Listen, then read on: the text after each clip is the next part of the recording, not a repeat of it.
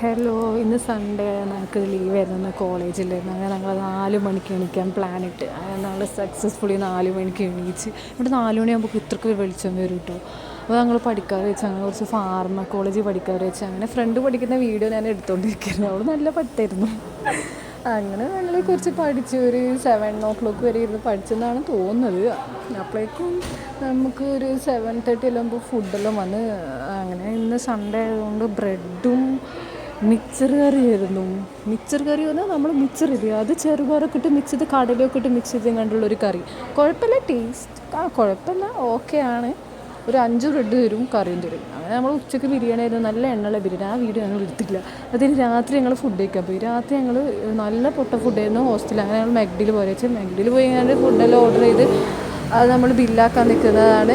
ഞങ്ങളൊരു ചിക്കനും ഫ്രൈസും കോളയൊക്കെ വരുന്നൊരു ഫുഡാണ് ഞങ്ങൾ ഓർഡർ ചെയ്തത്. കുഴപ്പമില്ലായിരുന്നു, അത്യാവശ്യം നല്ലതായിരുന്നു. Bye, good night.